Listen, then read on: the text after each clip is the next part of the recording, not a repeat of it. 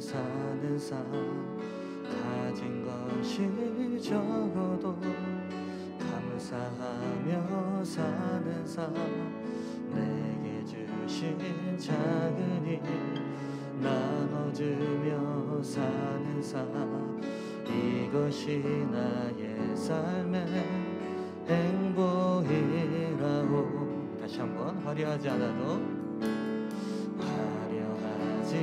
않아도 정결하게 사는 삶 가진 것이 적어도 감사하며 사는 삶 내게 주신 작은 일 나눠주며 사는 삶 이것이 나의 삶의 행복이라고.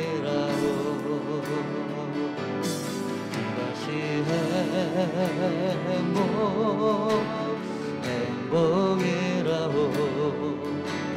세상은 알 수 없는 하나님 선물 이것이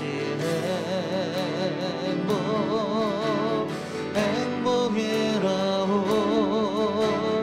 하나님의 자녀로 살아가는 것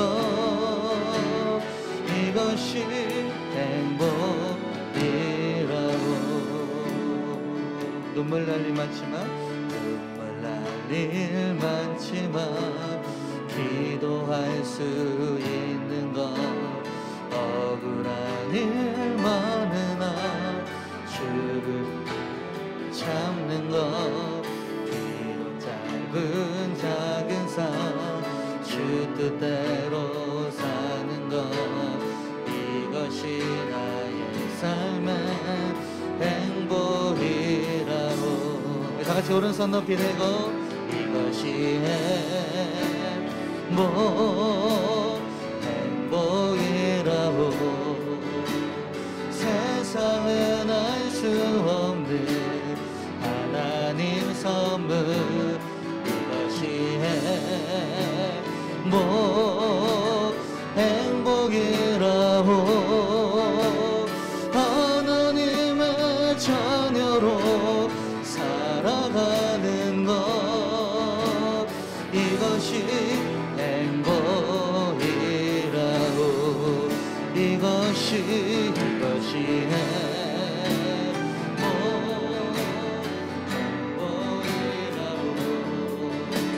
세상은 알 수 없는 하나님 선물 이것이 행복이라고. 하나님의 자녀로 살아가는 것 이것이 행복이라고.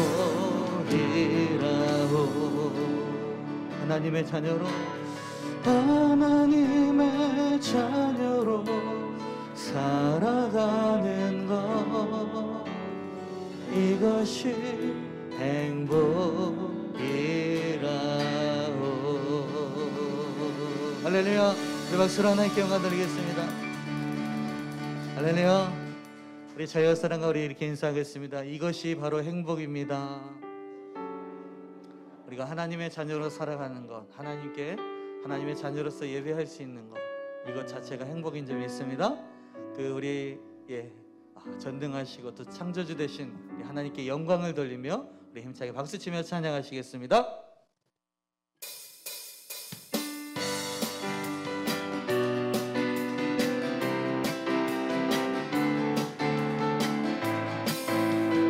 우리 창조주 하나님께 영광 돌리며 찬양합니다. 할렐루야.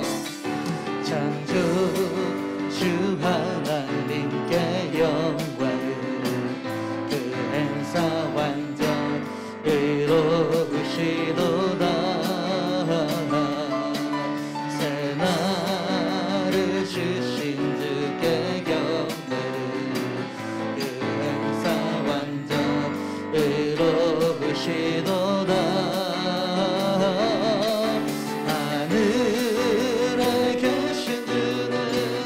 영원히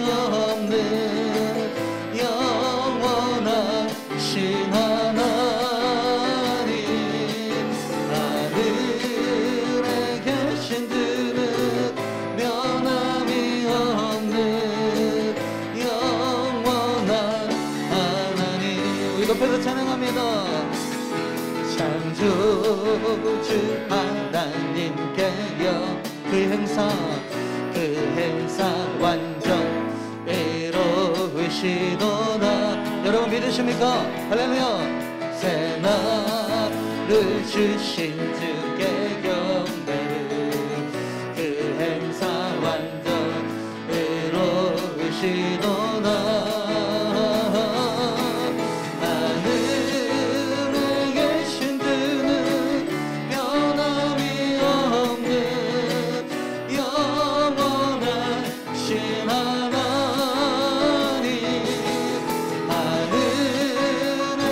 변함이 없으십니다. 변함이 없는 영원한 하나님. 하늘에 계신 주는, 하늘에 계신 주는 변함이 없는 영원한 신 하나님. 하늘에 계신 주는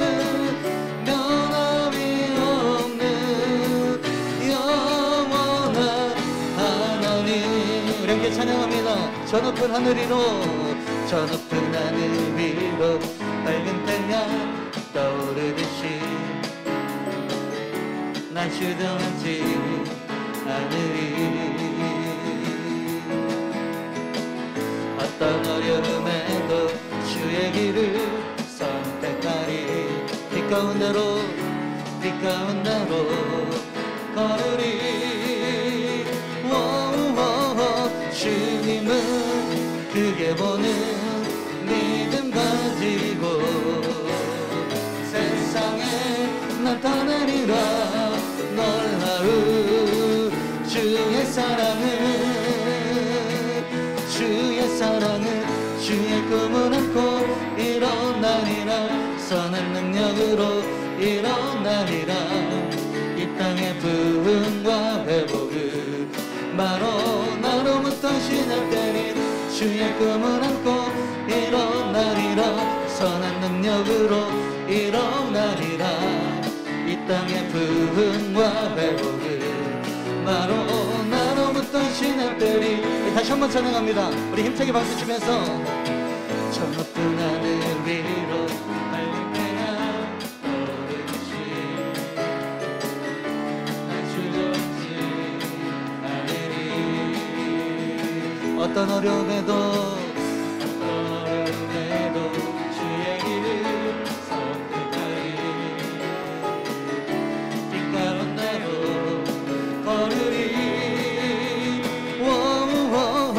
주님은 크게 보는 믿음 가지고 세상에 나타내리라. 놀라운 주의 사랑은, 다같이 주의 사랑은 주의 꿈을 안고 일어나리라. 선한 능력으로 일어나리라. 이 땅의 부흥과 회복을 바로 나로부터 시작되니 주의 꿈을 안고 일어나리라. 선한 능력으로 일어나리라. 이 땅의 부흥과 회복을 바로 나로부터 시작되니. 다같이 우리 불을 내려주소. 불을 내려주소서. 내게 성령의 불을 죽어진 영혼 살릴 수 있도록 나를 태워주소서. 제단 위에 나를 드리니 열방의 불로 세우소서. 나는 내가 살아가는 우리는 작은 불이 큰 산 모두 태우듯이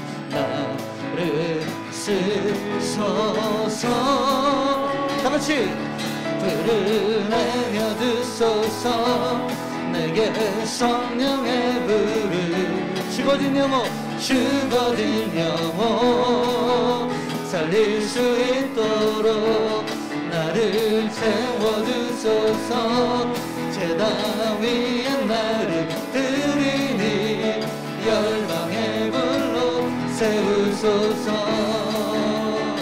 다같이 주발 앞에 신을 벗고 기도하니 주를 주소서 성령으로 성령으로 연단받은 주의 사람 되게 하소서 다같이 불을 내려 주소서 내게 성령의 불을 죽어진 영혼 살릴 수 있도록 나를 태워주소서 제단 위에 나를 드리니 열방의 불로 세우소서 태우소서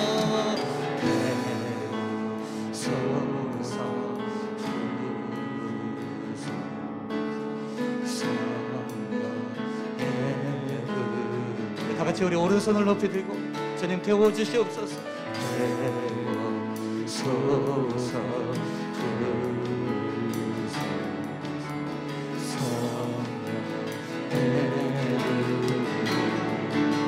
태우소서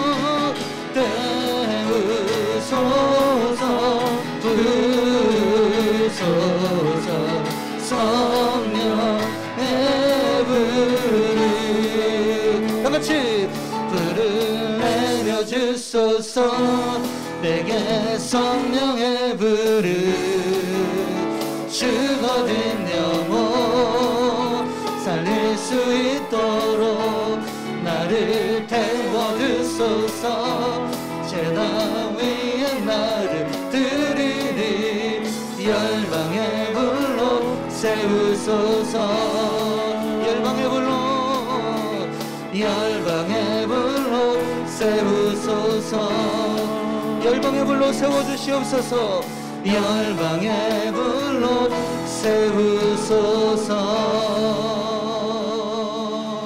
주님 우리를 열방의 불로 세워주시옵소서 우리 가운데 불을 내려주시옵소서 우리 박수로 하나님께 영광 돌리겠습니다 할렐루야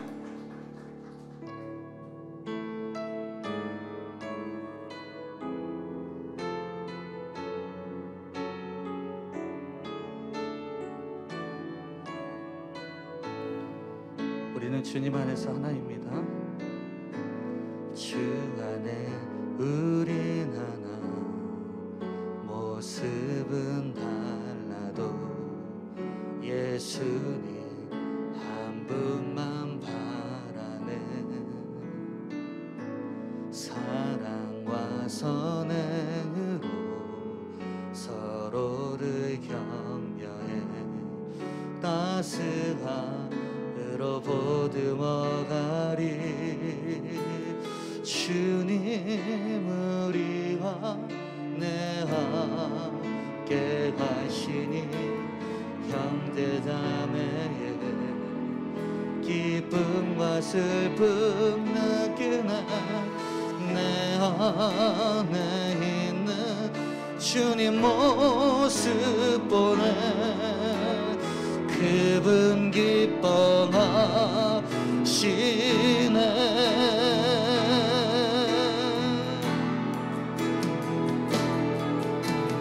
주님 우릴 통해 계획하시니 부족한 입술로 찬양하게 하시니 주님 우릴 통해 계획하시니 너를 통해 하실 일 기대해 다시 한번 찬양할 때 다 같이 일어나셔서 주 안에 우리 하나 주 안에 우리 하나 모습은 달라도 예수님 한 분만 바라네. 사랑과 선행으로 서로를 격려해 따스함으로 보듬어가리. 주님 우리 안에 함께 하시니 형제자매의 기쁨과 슬픔 느끼네. 내 안에 있는 주님 모습 보네. 그분 기뻐하시네.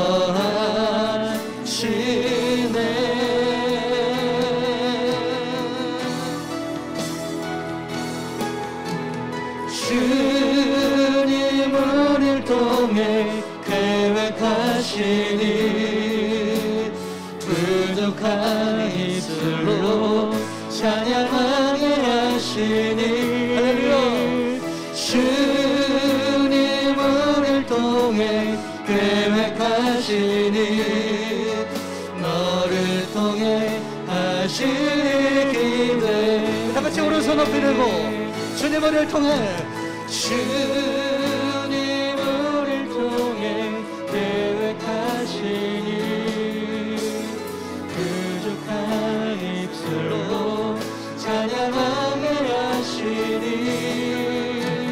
주님 우리를 통해 계획하시니 너를 통해 하시니 기대해. 주님 우리를 통해 주님 우리를 통해 계획하시니 부족한 입술로 찬양하게 하시니. 주님 우리를 통해 계획하시니 너를 통해 하시니 기대해. 우리 마지막으로 주님 우리를 통해 주님 우리를 통해 계획하시니 부족한 입술로 찬양하게 하시니. 주님 우리를 통해 계획하시니 너를 통해 하시니 기대해. 나를 통해 하시니 기대. 우리 마지막으로 우리를 통해 하시니 기대.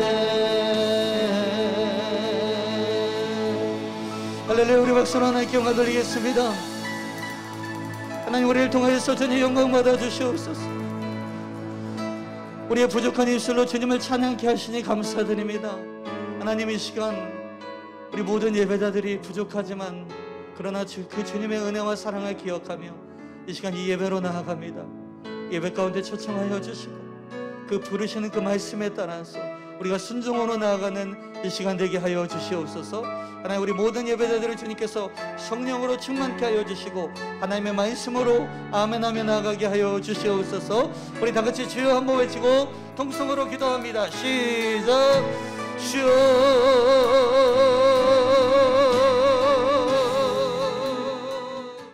오늘 주시는 하나님의 말씀은 출애굽기 18장 1절 말씀 한 절만 보도록 하겠습니다. 우리 다 같이 한 목소리로 합독하시겠습니다. 시작. 모세의 장인이며 미디안 제사장인 이드로가 하나님이 모세에게와 자기 백성 이스라엘에게 하신 일 곧 여호와께서 이스라엘을 애굽에서 인도하여 내신 모든 일을 들으니라. 아멘. 자, 오늘은 본문 말씀을 가지고 우리 만남은 우연이 아니야 가로 열고 그것은 주님의 바람이었어 가로 닫고 라는 제목으로 하나님의 말씀을 증거하겠습니다. 우리 출애굽기 18장 5절 6절 말씀 다 같이 읽어볼까요? 시작. 모세의 장인 이드로가 모세의 아들들과 그의 아내와 더불어 광야에 들어와 모세에게 이르니 곧 모세가 하나님의 산에 진친 곳이라. 그가 모세에게 말을 전하되 내 장인 나 이드로가 내 아내와 그와 함께한 그의 두 아들과 더불어 내게 왔노라. 자, 오늘 본문은 모세의 장인 이드로와 그의 아내 그리고 두 아들이 모세를 만나는 장면입니다. 하나님께서 모세에게 사명을 맡기셔서 잠깐 헤어졌던 가족과의 상봉. 사실 지금 가나안 여정 급박하게 진행되고 있거든요. 근데 갑자기 하나님께서 그 여정을 잠시 멈추시고 모세를 가족과 상봉하게 하셨던 것입니다.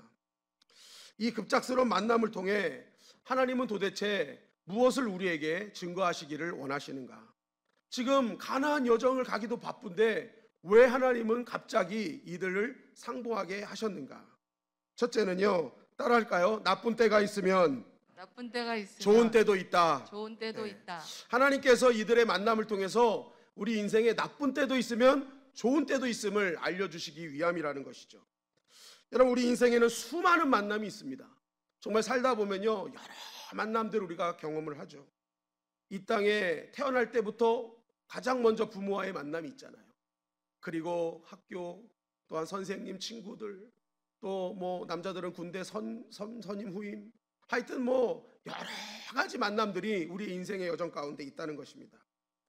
그런데 그 만남이요, 두 가지로 나눈다면 첫 번째는 아주 좋은 만남이 있고 두 번째는 아픈 만남이 있다는 거예요. 좋은 만남, 아픈 만남.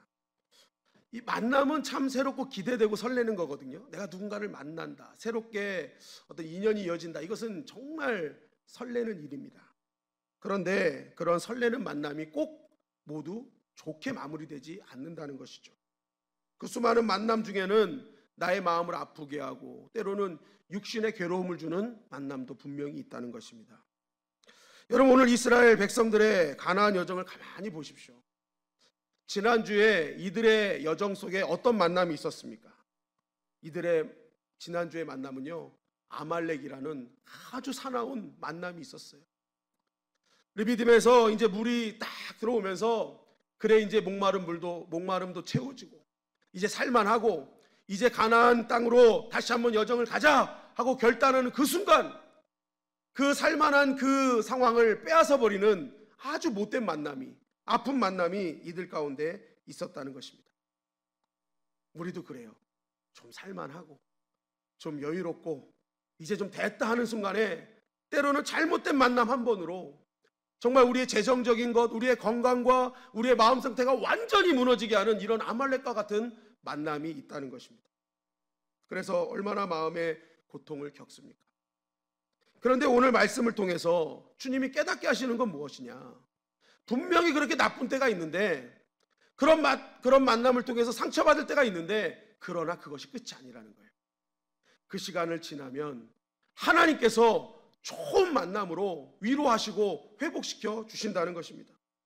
출애굽기 18장 5절 상반절 말씀이에요. 시작. 모세의 장인 이드로가 모세의 아들들과 그의 아내와 더불어 광야에 들어와 모세에게 이르니. 자, 하나님께서는 여러 가지 인생의 그러한 여정 속에, 가나안의 여정 속에 때로는 힘든 만남, 그것 때문에 고통스러워하는 이 모세를요, 가족들과 만나게 하셨다는 거예요.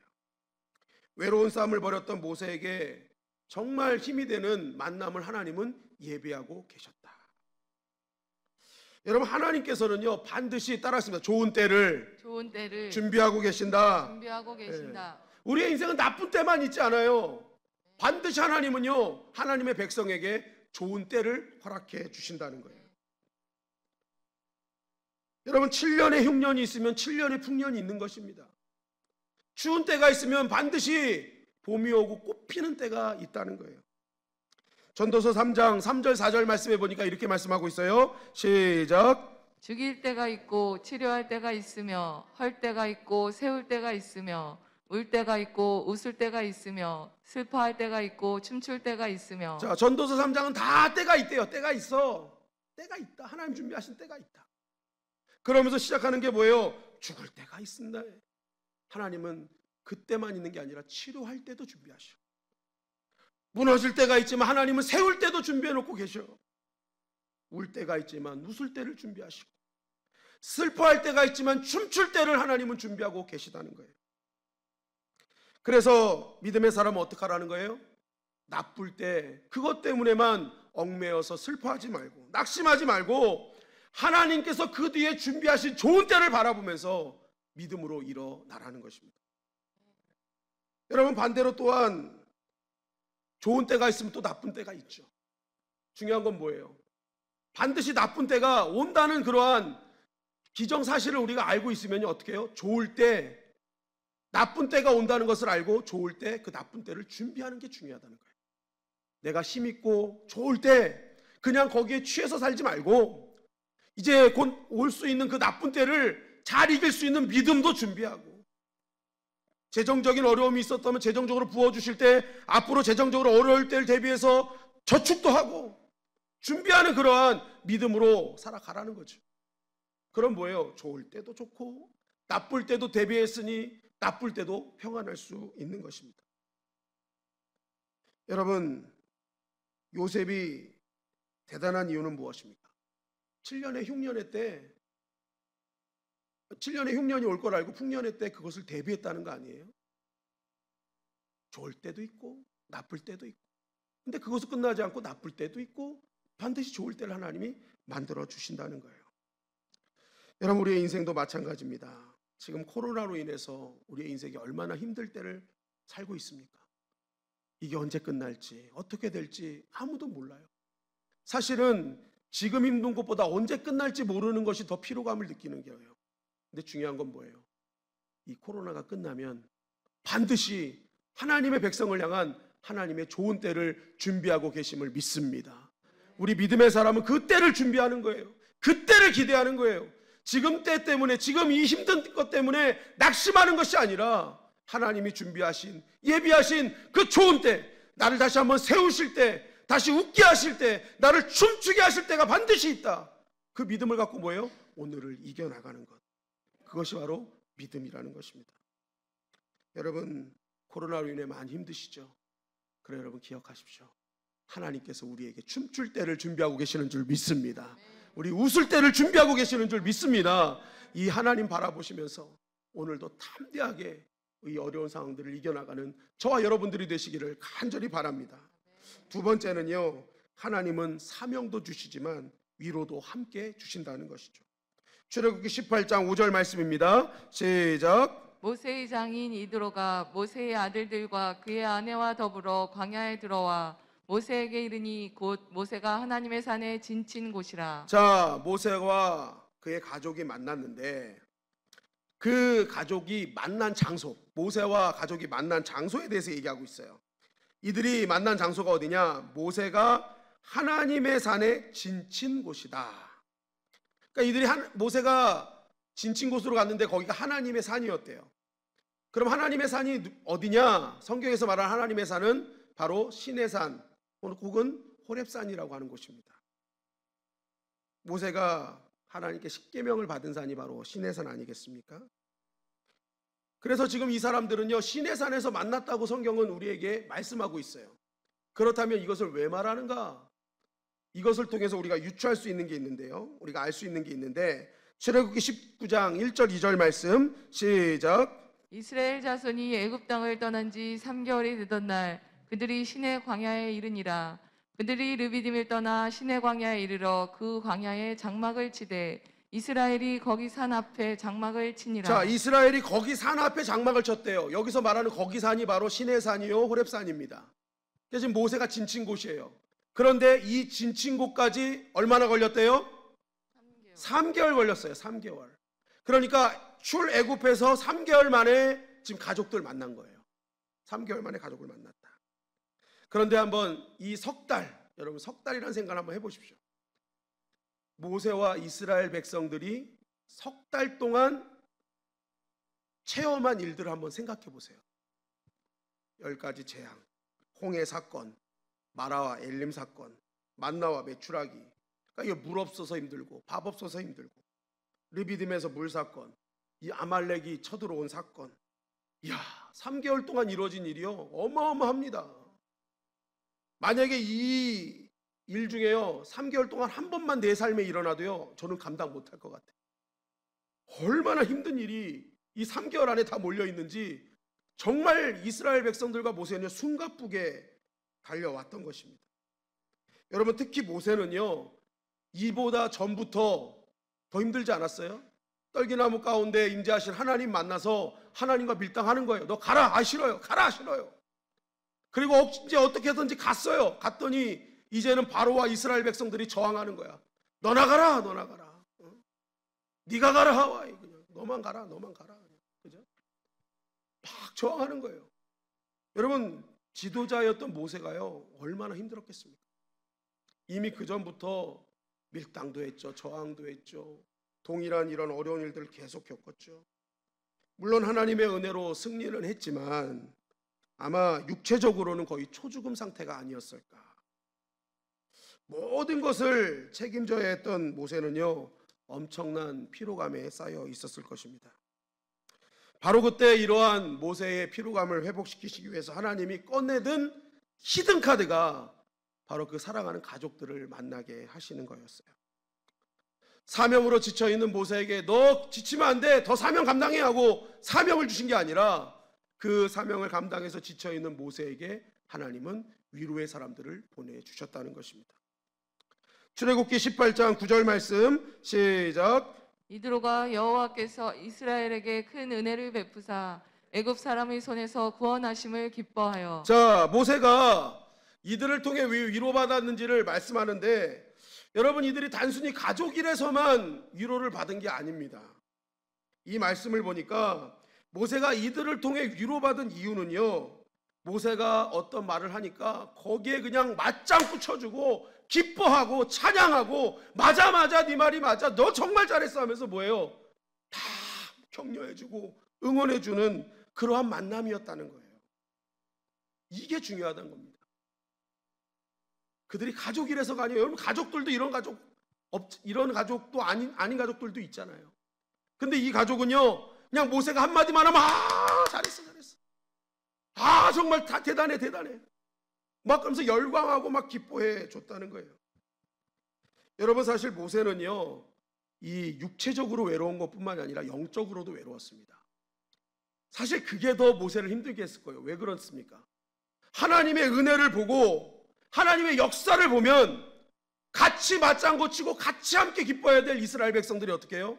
원망하고 불평하고 근심 걱정하고 권위에 도전하고 에이 다음번에 안 돼. 모세라고 뭐가 돼? 아니, 같이 맞장구 치고 힘줘도 부족할 그 믿음의 백성들이요, 그런 게 없는 거예요. 아니, 하나님의 역사를 봤으면 같이 좀 맞장구 치고 해주면 이 리더자인 모세가 얼마나 힘이 나겠습니까? 그런데 그런 게 없는 거예요. 더 원망하고 더 불평하고 에휴 하면서. 따라합시다. 모세도 사람이다. 네, 따라하십니다. 목사도 이건 하지 않겠습니다. 예.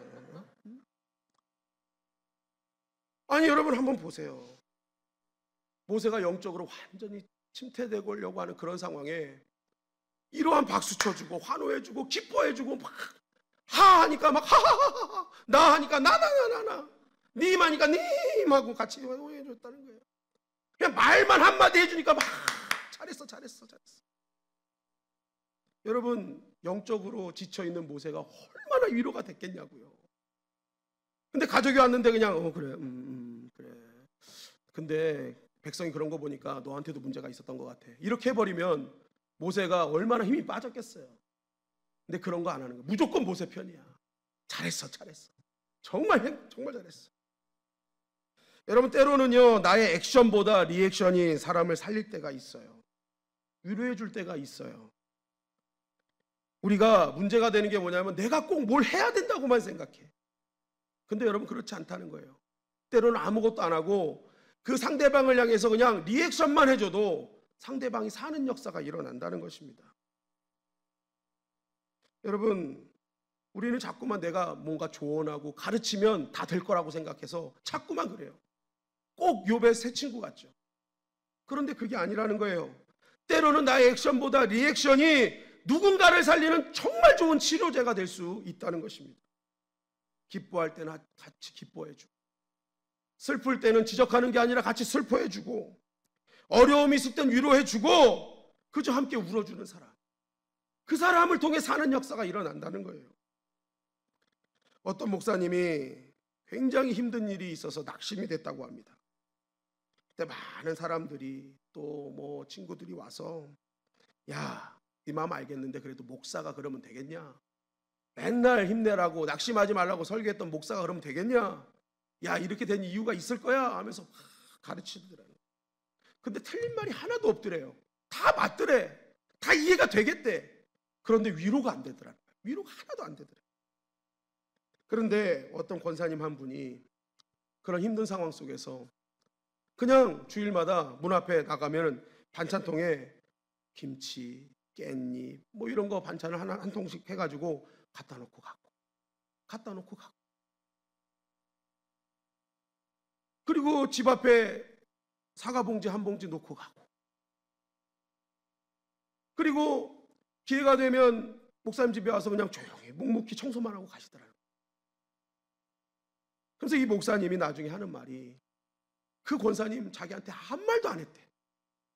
한 말도 안 하고 눈도 안 마주치고 그냥 밥 해주고 반찬 해주고 사과 주고 그러고 갔는데 그 권사님 때문에 엄청 위로를 받았다. 왜요? 그걸 가지고 나의 아픔을 같이 동참해주고 있구나. 조금이라도 먹고 힘내라고 이렇게 해주는구나. 그것 때문에요, 이 목사님이 힘이 나가지고 엄청나게 사역을 열심히 했다는 이야기를 들은 적이 있습니다. 여러분, 모세도 마찬가지 아니었을까요? 지금 아무도 호응해주지 않는 이 상황에 아무도 나를 이해해주지도 않아, 나와 마음이 맞지도 않아 하는 이 상황 속에서 그저 그 소리에 박수 쳐주고 위로해주고 힘주는 이 소리에 얼마나 힘을 얻었겠습니까? 그동안 쉼없는 사명으로 지칠 대로 지쳤던 모세는요, 다시 한번 이 사랑하는 사람들의 위로와 격려를 통해서 힘을 얻게 되었다는 것입니다. 여러분, 오늘 이 말씀을 통해 우리가 꼭 붙잡아야 될 진리가 무엇이겠습니까? 하나님은 우리에게 사명만 맡기지 않고 사명 맡은 자들에게는 위로도 함께 주신다는 것입니다. 우리가 사명을 감당할 때 어려울 때가 있어요. 힘들 때가 있어요. 상처받을 때가 있어요. 여러 가지 열심히 사명 감당하면 그거 갖고 칭찬하고 격려해 줄 타이밍에 이상한 소리가 들려와요. 자기만 교회 다녀? 자기만 직분자야? 같이 하면 되는데 같이는 안 하는데 이상한 소리를 자꾸만 하는 거예요. 그러니까 뭐예요? 할 사명마저도, 그 감당할 힘마저도 떨어져 버리는 거예요. 그런데 중요한 건 무엇입니까? 하나님께서는 포기하지 않는 사명자를 향해서 하나님은 위로하시고 힘 주시고 상황과 사람을 보내주셔서 반드시 다시 한번 세워주신다는 것입니다. 사도행전 16장에 보니까 사도 바울과 실라가 복음을 전해요. 그런데 이 복음이 너무 힘든 거예요. 매도 맞죠. 감옥에도 가죠. 불량배들이 나타나서 맨날 방해하죠. 미치겠는 거예요. 그냥 복음을 전해도 이게 받아들일까 말까 한데 이 불량배들을 피해 다니면서 복음을 전해야 되니 얼마나 피로했겠습니까? 그때 하나님은 그들의 어려움과 아픔을 아시고 바울과 실라를 특별한 장소로 예비하셔요. 그 장소를 사도행전 17장 11절이 이렇게 전합니다. 시작. 베레아에 있는 사람들은 데살로니가에 있는 사람들보다 더 너그러워서 간절한 마음으로 말씀을 받고 이것이 그러한가 하여 날마다 성경을 상고함으로. 정말 복음을 전하고 힘들고 어려웠는데 그들의 발걸음을 어디로 인도했느냐? 베레아로 인도했어요. 여러분, 이름만 들으면요, 이건 뭔가 베릴 것 같아, 그지? 가면 안 될 것 같아. 베릴 것 같아. 베레아. 응? 그런데 이 베레아 사람들은 이 베레아라는 이름과 다르게 뭐예요? 너그러운 사람들입니다. 너그러운 사람들. 영어로 보니까 젠틀한 사람들. 아주 신사적인 사람들입니다. 그들의 그 신사적인 마음으로 이들을 안아준 거예요. 받아준 거예요. 더 너그럽게 그러한 어려움들 있는지 없는지 모르지만 그걸 알 수 없었겠지만 그러나 이 복음 전도자들을 품어준 거예요. 그리고 누구보다 이들은 날마다 성경을 상고하는 거예요. 믿음이 없어 자기를 죽이려고 했던 사람들이 조금 전까지 따라왔는데 지금 눈앞에 있는 사람들은 함께 매일매일 성경을 보며 그 성경 안에서 하나님의 말씀을 찾으며 위로받는 사람들이었던 것입니다. 보면 죽자고 하는 사람들이 지금은 뭐예요? 내 앞에 있는 사람들은 함께 위로하고 너그러이 품어주고 함께 믿음으로 더 힘을 내주는 그러한 사람들을 하나님께서 허락해 주셨다는 거예요. 이들을 만났을 때 사도 바울과 이 신라가 얼마나 힘을 얻었겠냐고요. 그래, 하나님이 돕고 계시는구나. 하나님이 우리를 버리지 않으셨구나. 하나님이 우리를 더 함께 하시는구나 하면서 더 열심히 사명을 감당했다는 것입니다. 따라 하시겠습니다. 하나님은 사명만 주시지 않는다. 사명만 주시지 않는다. 여러분, 하나님은 사명자에게 위로도 함께 주신다는 거예요. 그 사명보다 더 큰 위로를 주시사 하나님께서 그 사명을 감당할 때, 힘들 때 다시 한번 힘을 얻게 하신다는 것입니다. 여러분, 그래서 오늘 우리가 이 말씀을 바라보면서 끝까지 붙들어야 될 것은요, 절대로 사명 포기하지 말라는 거예요. 하나님께서 주신 사명 포기하지 말라는 거예요. 왜요? 내가 지칠 때쯤 주님께서 그 사명을 감당할 수 있는 사람과 환경과 장소를 허락하셔서 정말 생각지도 못한 힘을 나에게 허락하시기 때문에 그렇습니다. 여러분, 내가 어느 순간 위로를 받았다는 건요, 내가 그만큼 그 전에 사명 감당했다는 거예요. 그게 큰 은혜인 거예요. 근데 어떤 사람은 위로가 아니야. 왜요? 아파 본 적이 없어. 사명 때문에 힘들어 본 적이 없어. 그러니까 위로가 위로되지 않은 거예요. 여러분, 6일을 열심히 일한 사람들이요, 주일날 안식하는 거예요. 그때 진짜 쉼이란 게 뭔 줄 알거든요. 안식이란 게 뭔 줄 알아요. 근데 일주일 동안 내내 쉬고 논 사람은요, 7일날도 똑같으니까 이게 안식이 뭔 줄 모르는 거예요. 그래서 여러분, 우리에게 일터를 주시고 우리에게 일할 기회를 주셨을 때 우리 열심히 일해야 됩니다. 그러면 여러분, 주일이 주일다워요. 이야, 이게 진짜 안식. 마찬가지예요. 우리가 사명 주실 때 열심히 사명 감당하면요, 하나님의 위로가 뭔지 알아요. 아, 이게 위로구나. 하나님이 나를 위해 준비하셨구나. 여러분, 저와 여러분들이 사명 포기하지 않고 더 큰 하나님의 위로받는 이 시간이 되기를 주님의 이름으로 간절히 축원합니다. 마지막으로는요, 내가 모세는 될 수 없어도 이드로는 될 수 있다는 것입니다. 여러분, 오늘 이드로가 와서 한 일은요, 지친 모세에게 가족들을 데리고 와서 위로하고 힘주는 일이었습니다. 모세가 한 일에 비하면요, 정말 세 발의 피죠. 아무것도 아닌 것 같아. 에이, 이게 모세가 한 일에 보면 이거 아무것도 아니잖아 할 수 있어요. 그런데 여러분, 한번 가만히 보십시오. 모세가 이드로가 모세에게 한 일이 진짜 아무것도 아닙니까? 이 이드로가 찾아와서 이 모세를 위로했던 이 위로로 말미암아 모세는 앞으로 39년간 더 큰 사명을 감당하게 된다는 거예요. 아무것도 아닌 일인 것 같았지만 실제적으로는요, 모세를 살리는 일이었고 모세가 39년을 지속하는 그러한 능력의 사람으로 세워지는 아주 중요한 일이었다는 것입니다. 여러분, 우리가 신앙생활하면서 힘든 이유는요, 내가 모세가 되어야 된다고만 생각하기 때문에 그래요. 아, 내가 이왕 부름받은 거 다윗이 돼야지.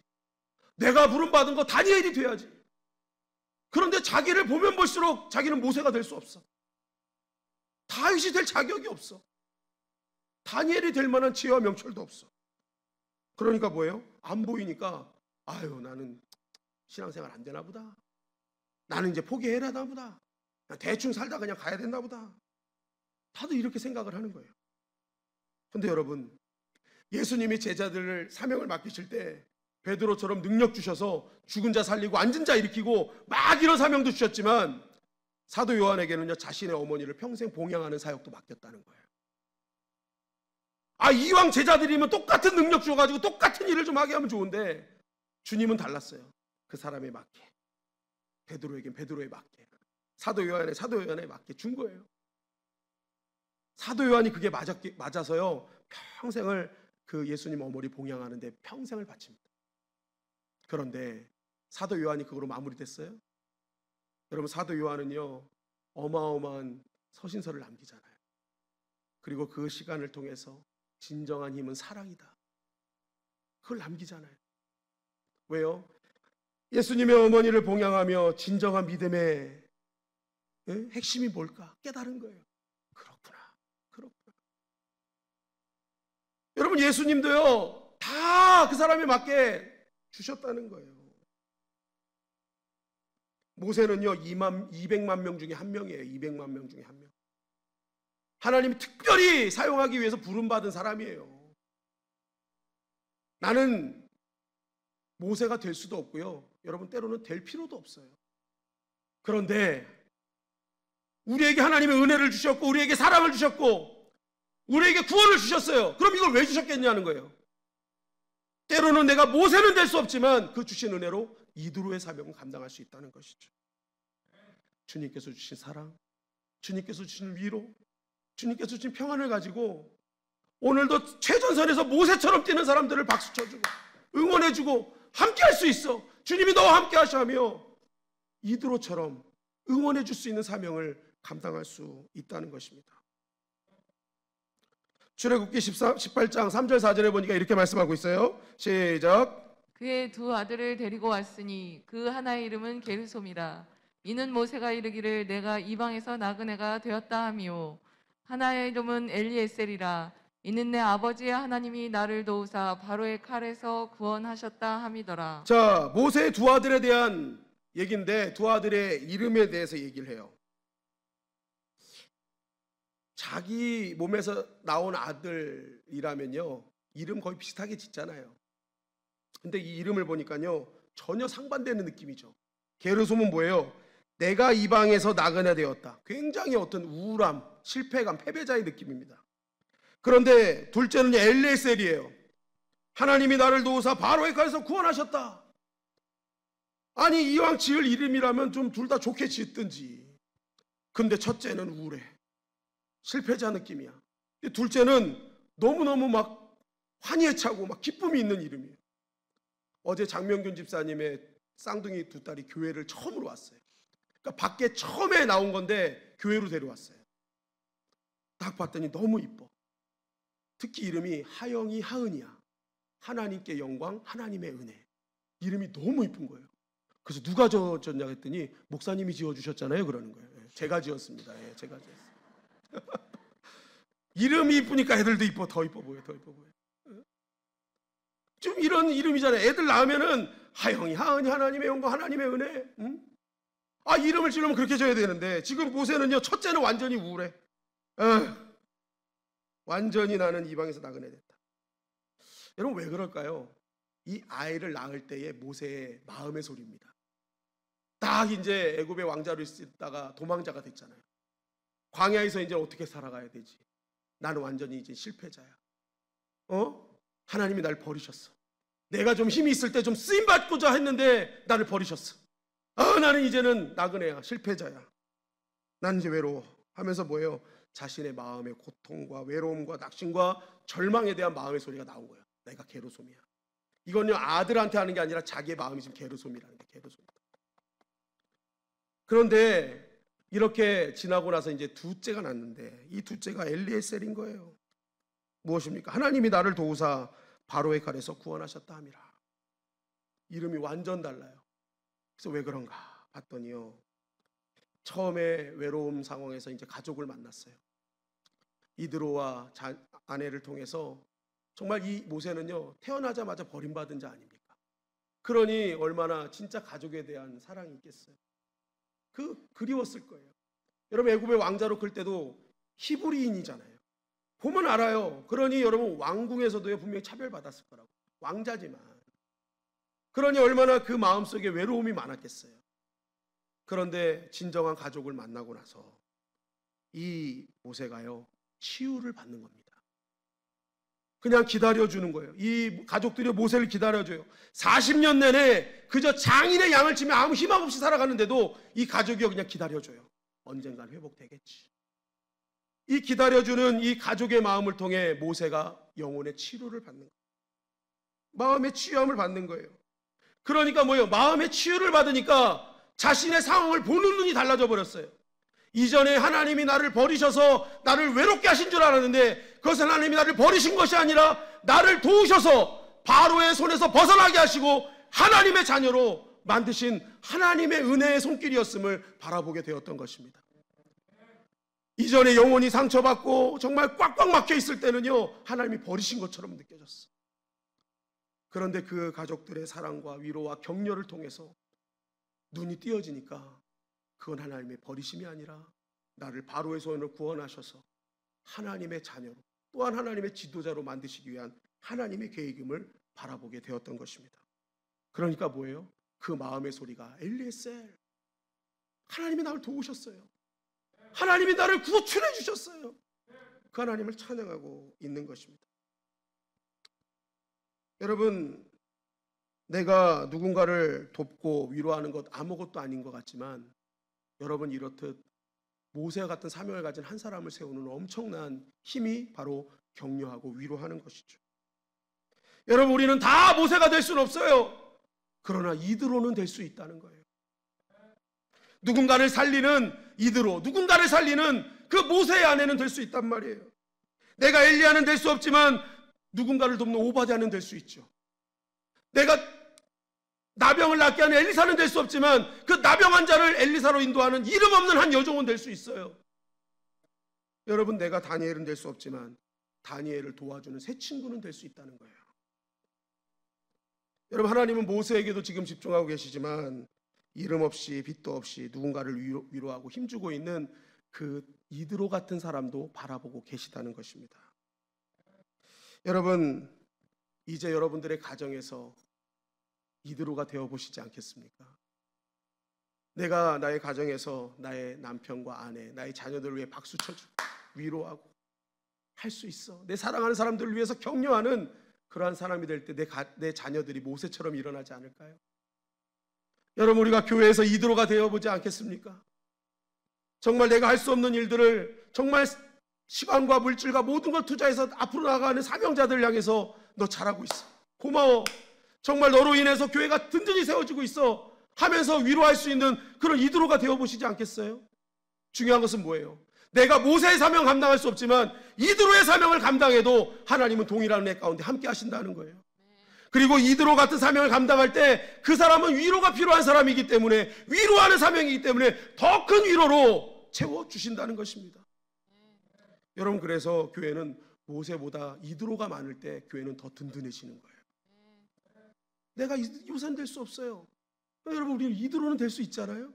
내가 막 사람을 살리고 뭔가 깨우치는 능력은 없지만 내가 박수 쳐줄 수는 있지 않아요? 왜 박수 쳐줄 수 있는 상황에서 에휴 저거 자기만 뭐 권사야, 자기만 집사야, 왜 잘하는 사람마저도 그 할 수 있는 자리를 내 편 끼치게 만드냐고. 여러분, 우리는 이드로가 되어야 될 줄 믿습니다. 우리의 직장에서 이드로가 되어보지 않겠어요? 주님을 믿지 않는 자들을 주님께로 인도하는 이드로, 모세에게 인도하잖아요. 우리가 다음 주에 보겠지만 이 모세에게 가서요, 이드로가요 하나님의 자녀로 거듭나 버려요. 끌어가는 거예요. 하나님을 믿지 않는 나의 직장 동료들을 한번 데려가는 거예요. 위로해 주는 거예요. 그들이 그때 주님을 만나는 거예요. 맨날 속주머니에 사표 쓰고 다니면서 언제가 지옥 같은 이 회사가요, 어느 순간 내가 이드로의 삶을 감당하기 시작하면 천국이 되기 시작합니다. 왜요? 믿는 자들이 드러나요. 함께 격려하는 자들이 늘어나요. 그러니까 회사가 천국이 되는 것입니다. 여러분, 우리의 인생에는요, 나쁠 때도 있지만 하나님께서 반드시 좋을 때도 준비하고 계세요. 그리고 우리의 사명을 감당할 때는요, 하나님께서 사명을 감당할 위로도 주세요. 그리고 하나님께서는 모세에게만 집중하지 않고 그 모세를 위로하는 이드로에게도 여전히 집중하고 계시다. 그래서 내가 모세는 될 수 없으나 이드로는 될 수 있음을, 여러분, 오늘 주님은 우리에게 말씀하고 있습니다. 여러분, 저와 손을 잡고 내가 모세는 될 수 없어도 한번 이드로가 되어보시지 않겠습니까? 여러분들의 가정과 교회와 직장과 삶의 터전이 하나님의 은혜로, 또한 모세 같은 사명자들이 불꽃같이 일어나는 역사가 일어나게 될 줄 믿습니다.